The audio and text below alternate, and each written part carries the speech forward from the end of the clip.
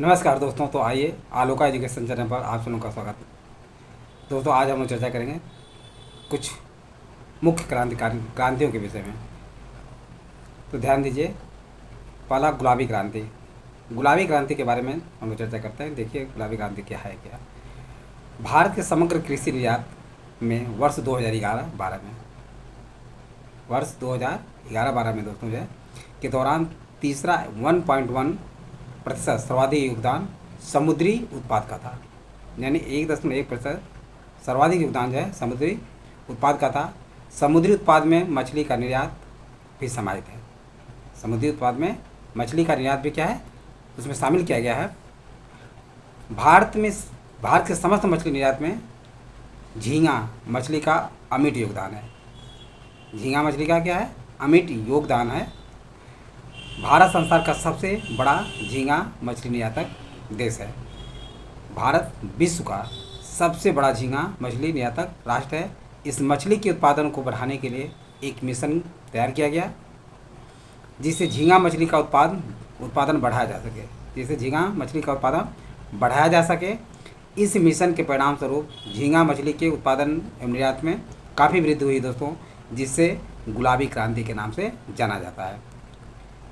या इससे गुलाबी क्रांति की उपमा प्रदान की गई। ज्ञातव्य है कि गुलाबी क्रांति का संबंध प्याज के उत्पादन से भी है। तो ये बात झींगा उत्पादन यानी गुलाबी क्रांति के बारे में आप लोग समझ में आ गया होगा। ये झींगा मछली के से संबंधित है और प्याज से भी संबंधित है। दूसरी क्रांति आती है धूसर क्रांति। तो धूसर क्रांति के बारे में देखिए, स्वतंत्रता के पश्चात देश के खाद्यान्न उत्पादन में उर्वरक उपयोग अत्यंत कम था।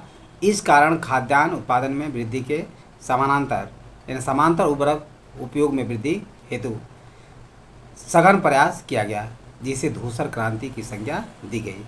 क्या नाम दिया गया? धूसर क्रांति की संज्ञा नाम दिया गया। इस क्रांति के फलस्वरूप आज देश में 25.5 मिलियन टन उर्वरकों की खपत है। कितना? 25 मिलियन टन उर्वरकों की खपत आज देश में है।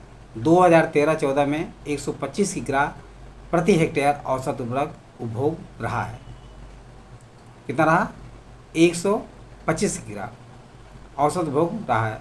2010-11 में 144 किग्रा प्रति हेक्टेयर था। उर्वरकों की खपत में पुडुचेरी प्रथम तथा आंध्र प्रदेश दूसरे स्थान पर है। उर्वरकों की खपत में पुडुचेरी पहले स्थान पर और आंध्र प्रदेश का स्थान दूसरे स्थान पर है।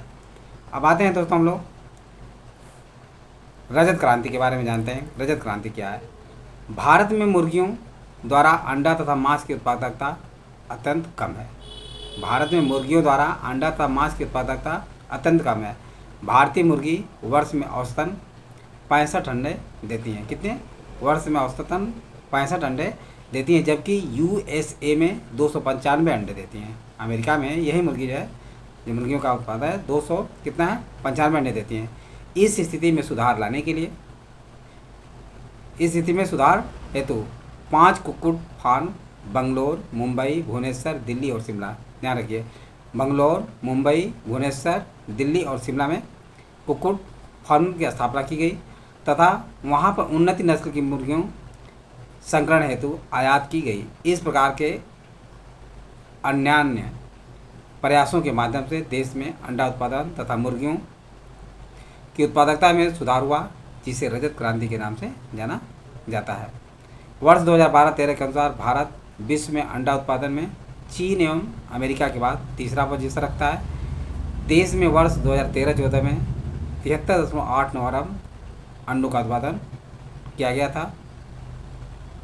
शीर्ष 3 अंडा उत्पादक राज्य हैं। आंध्र प्रदेश में सबसे ज़्यादा अंडा उत्पादित किया जाता है। दूसरे नंबर पर आता है तमिलनाडु। तीसरे में पश्चिम बंगाल आता है। तीसरे में कौन आता है? पश्चिम बंगाल आता है। इंद्रधनुषी क्रांति के बारे में आइए जानते हैं। जुलाई 2000 में नई राष्ट्रीय कृषि नीति की घोषणा की गई। नई राष्ट्रीय कृषि नीति कब लागू की गई थी? 2000 में घोषणा की गई।